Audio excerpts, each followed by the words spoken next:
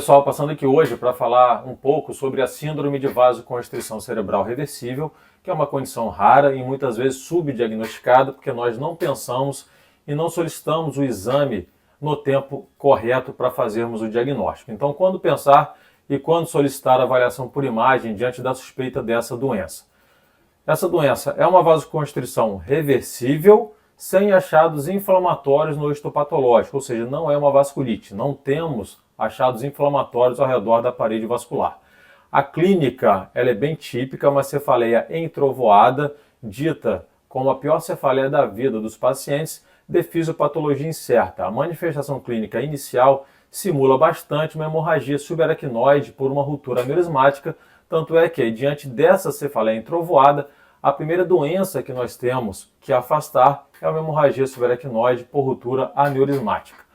A melhora dos sintomas na síndrome de vasoconstrição cerebral reversível, ela ocorre em aproximadamente 3 semanas e da vasoconstrição em 3 meses. Então o paciente melhora clinicamente da cefaleia em 3 semanas e na avaliação, no exame de controle por imagem, nós esperamos uma melhora completa ou quase completa da vasoconstrição em aproximadamente 3 meses.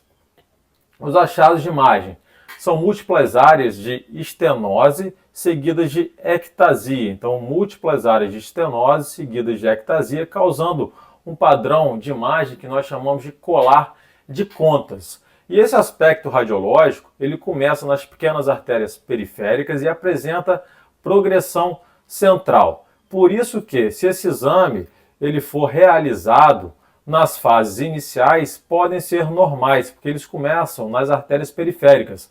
Nós não temos sensibilidade hoje em dia nos exames de angiotomografia e angiorressonância para detectar essa vasoconstrição muito periférica. Por isso que na fase inicial, quando o paciente tem a cefaleia de forte intensidade, o exame deve ser realizado sim, mas não para pesquisa de vasoconstrição cerebral reversível, e sim para afastar uma hemorragia subaracnoide por ruptura aneurismática. Então, o objetivo do exame inicial é procurar aneurisma. Diante dessa possibilidade afastada, a gente começa a pensar mais nessa condição e aí sim, devemos solicitar o exame em 1 semana ou 2 semanas após o início dos sintomas, porque o pico da vasoconstrição ocorre aproximadamente 16 dias após o início da cefaleia e a imagem então ela é positiva mais ou menos 1 semana após o início dos sintomas, que seria o tempo ideal para nós fazermos essa avaliação para a pesquisa dessa vasoconstrição cerebral reversível. Vamos olhar esse caso clínico recente. Mulher de 58 anos, com uma cefaleia intensa, 10 em 10, ou seja, uma cefaleia entrovoada, pior cefaleia da vida dessa paciente. Ela foi acordada durante a madrugada e ela precisou dormir à base de calmantes e analgésicos. Acordou no dia seguinte com uma cefaleia moderada ainda, melhor um pouco do que da madrugada, e com uma dor facial direita. Ela procurou atendimento médico e foi solicitada uma angiorressonância magnética. O exame foi realizado mais ou menos 1 semana após esse quadro da cefaleia. Então, no tempo já adequado para a pesquisa dessa vasoconstrição mais central, que é onde nós temos sensibilidade para detectar os achados característicos da vasoconstrição cerebral reversível. Então seguem aqui algumas imagens. O flare, ele é normal, então o encéfalo normal já praticamente afasta a possibilidade de uma vasculite, que é um diagnóstico diferencial importante diante dessas áreas de múltiplas estenoses seguidas de dilatação, a gente tem que afastar a possibilidade de vasculite, mas a vasculite dificilmente cursa com uma cefaleia de forte intensidade. O quadro clínico ele é mais subagudo, não é hiperagudo, como é no caso da síndrome de vasoconstrição cerebral reversível. Então essa paciente ela tinha várias áreas de estenose seguidas de dilatação na circulação posterior. Aqui nós vemos a cerebral posterior esquerda, várias áreas de estenose seguidas de dilatação. Aqui a artéria cerebelar superior esquerda, de novo, múltiplas áreas de estenose seguidas de dilatação. Aqui numa visão mais oblíqua, percebam as áreas de estenose seguidas de dilatação. O tronco basilar dessa paciente também tinha uma estenose moderada, olha. E causando então aquele aspecto conhecido de colar de contas. Áreas de estenose seguidas de ectasia, seguidas de dilatação.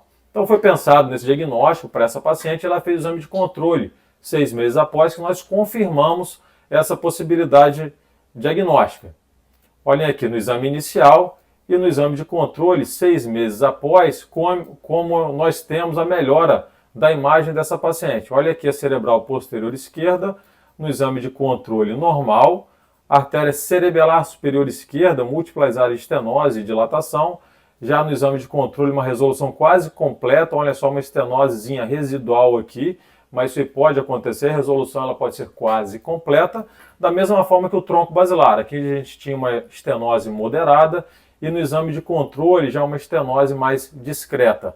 Numa visão mais obliquada, a gente consegue ver muito bem a melhora radiológica das alterações na artéria cerebelar superior esquerda. Olhem só aqui, ela é muito alterada, múltiplas áreas de estenose, seguidas de dilatação, e no exame de controle, uma artéria já praticamente normal, ficando apenas uma pequena área de estenose que nós vemos melhor na visão frontal. Para quem quiser se aprofundar mais no assunto, eu sugiro uma revisão recente, publicada em 2024. Vou deixar aqui para quem tiver interesse se aprofundar no tema. Obrigado pela atenção. Se você gostou do conteúdo, lembra de clicar no sininho para ser avisado dos próximos vídeos.